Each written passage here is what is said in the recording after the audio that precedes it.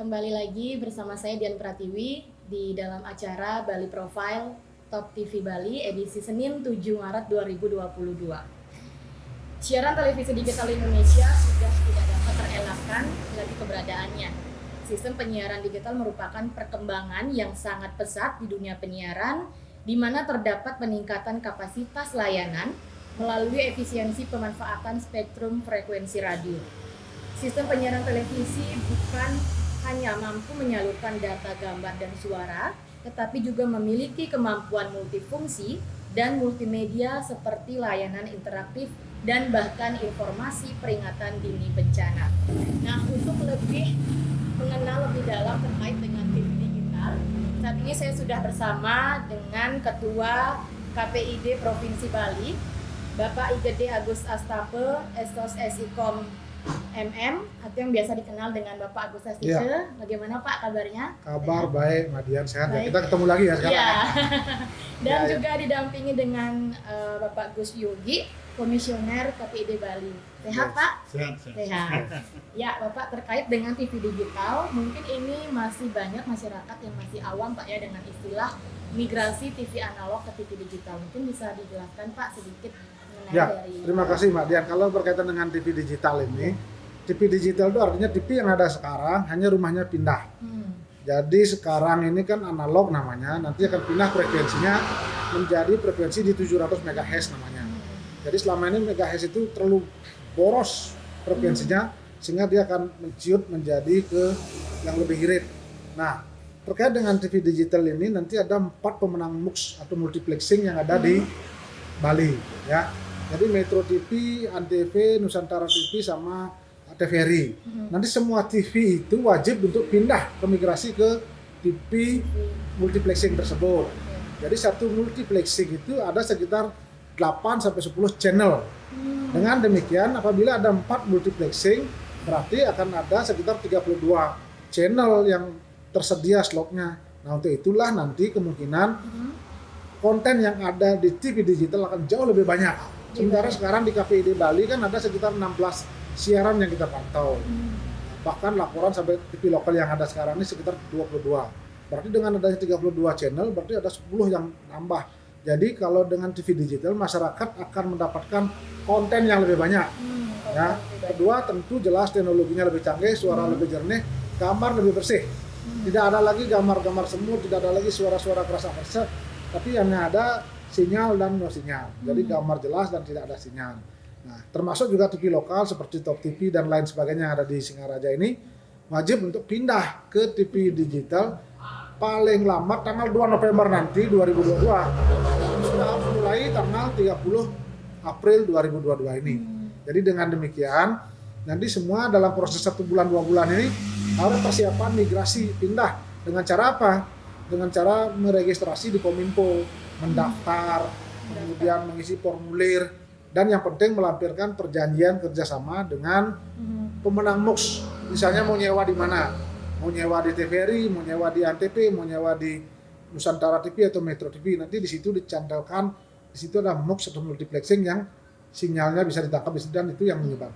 Jadi seperti itu. Dan Buleleng nanti pasti akan jauh lebih banyak tercover dengan adanya TV digital ini. Jadi selama ini mungkin banyak yang blank spot karena menggunakan parabola. Kalau parabola itu kan TV satelit. Kalau TV ini TV memang menggunakan frekuensi yang nanti bisa digunakan untuk mengcover wilayah-wilayah yang ada di Buleleng. Jadi ketentuannya adalah harus mengcover 70% jumlah penduduk yang ada di Bali dengan TV digital. Jadi masyarakat akan lebih diuntungkan dengan adanya TV digital. Kalau dari yang ada sekarang kan 16. Nanti kemungkinan akan nambah menjadi 32. Tapi itu kan masing-masing TV, masing-masing ini nanti berbeda-beda. Contoh, kalau kita bicara soal TV misalnya Antv kan ada TV One, Antv ada Sport One, dan lain sebagainya. Kemudian misalnya TVRI ada 4 sudah. TVRI Nasional, TVRI Bali, TVRI Budaya, TVRI Sport. Itu TVRI kan sudah 4 loh channelnya. Belum lagi yang lain-lain. Nah, jadi nanti akan lebih mengkhusus ya. Lebih mengkhusus. Jadi yang mau TV pendidikan ada pendidikan. Ada kalau mau TV hiburan ada TV hiburan. Ada yang TV kartun ada TV kartun. Seperti itu. Jadi masyarakat akan tersegmentasi dengan adanya TV digital seperti ini. Jadi selain tadi manfaat, apa maksudnya kelebihan dari TV digital itu dengan kita bisa lebih menangkap gambar yang lebih bagus itu Pak. Kenapa sih kita harus akhirnya beralih ke TV digital? Ya, kalau kita harus beralih karena Indonesia boleh dikatakan cukup belakang lah dengan digitalisasi penyiaran. Ini beruntung kita ada undang-undang Cipta Kerja nomor 11 tahun 2020 yang lalu yang disebut dengan Omnibus Law itu. Itu mewajibkan dalam waktu 2 tahun akan terjadi digitalisasi penyiaran. Jadi semua akan beralih ke digital. Sehingga dalam waktu 2 tahun pasti tanggal 2 November nanti semua akan migrasi. Di Indonesia mungkin negara yang 150 lebih sudah baru masuk ke digital. Sementara negara-negara lain sudah hampir 10 tahun, 15 tahun yang lalu. Iya, kita sangat jauh. Kita sangat jauh tertinggal dan mestinya kan 2015 sudah dimulai.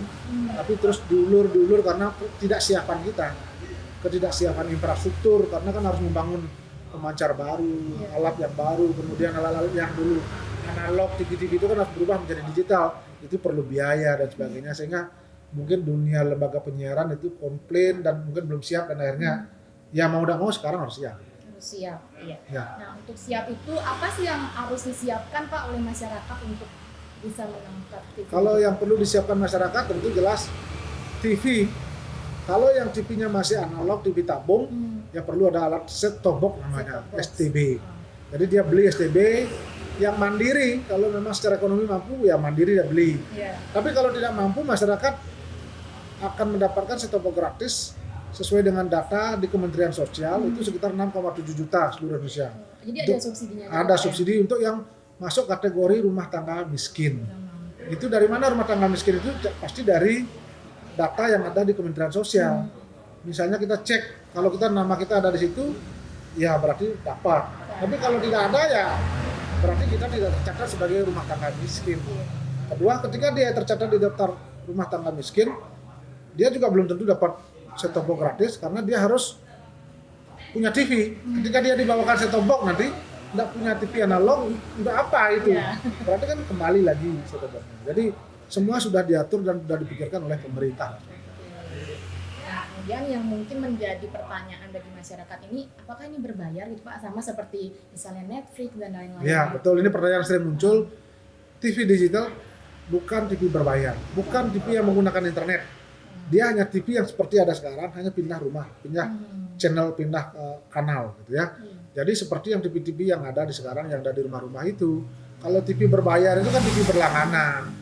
Kemudian kalau TV yang berbasis internet itu menggunakan kuota internet.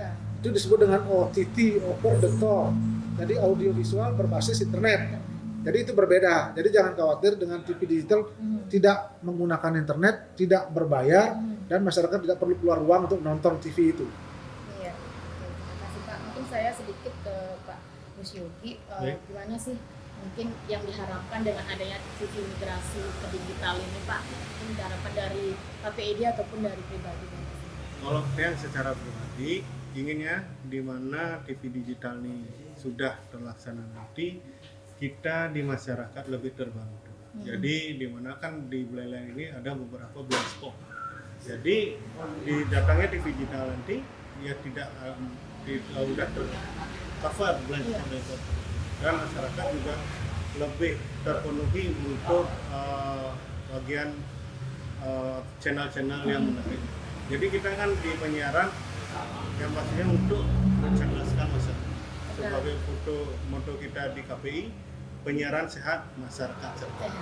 Jadi masyarakat cerdas itulah menjadi tonggak atau ujung tombak bagi negara kita, khususnya bagi generasi milenial. Jadi di dua nih saya sedikit menambahkan di KPI untuk menuju era digital nanti kita sudah siap dalam pengawasan TV digital. Dalam Undang-Undang 32 TV digital harus memenuhi 10% dari konten lokal. Jadi seluruh 24 jam siaran jadi diambil 10%-nya harus konten lokal. Jadi kita mempunyai sekarang tenaga SDM untuk monitoring 6. Jadi kita sudah bisa memantau sekitaran satu DPR bisa 4 kali 5 udah 20. Nanti setelah TV digital dan menambahnya channel-channel lainnya, kita udah siap kemungkinan sudah 50 televisi. Tergantung nanti beberapa yang harus diambil. Radio juga begitu. Kami dari KPID Bali tentu berharap dengan adanya TV-TV lokal termasuk Top TV ini akan memanfaatkan momentum TV digital ini untuk mengembangkan kreasi dan juga kemampuan untuk mengangkat kearifan lokal. Kami pasti akan mendukung dan berharap TV-TV lokal ini akan bangkit ya. Disinilah peluang sekarang bagi kita untuk bisa mengekspresikan kemampuannya, terutama mengangkat tentang budaya-budaya lokal. Dan mudah-mudahan Top TV akan mampu mengemban peran ini sebagai lembaga penyiaran yang menuju masyarakat yang sehat. Kami akan selalu mensupport dari KPID Bali kreativitas dan potensi lokal yang ada di Bali termasuk yang ada di Buleleng. Tolong dibantu juga dalam mengecek siaran. Kalau ada siaran-siaran yang sifatnya tidak baik, tidak menyangkut etika, tidak cocok dengan kesopanan, laporkan kepada KPID. KPID siap untuk menindaklanjuti karena semakin banyak konten, semakin banyak siaran, semakin banyak channel, tentu partisipasi masyarakat kita harapkan lebih banyak. Ya. Jadi mungkin closing statement-nya sedikit. Mungkin untuk masyarakat kita bantu pemerintah kita agar bisa menyukseskan program ini TV digital agar kita bisa lebih maju dari negara-negara lain dan tidak kalah dari negara-negara lain. Oke, sekian. Ya, baik, terima kasih Pak Agus dan Pak Gus Yogi sudah bergabung bersama saya terkait dengan migrasi TV analog ke TV digital. Yuk bareng-bareng analog dukung pemerintah dan industri untuk migrasi dari analog menjadi digital atau analog switch off karena bersih gambarnya, jernih suaranya, canggih teknologinya.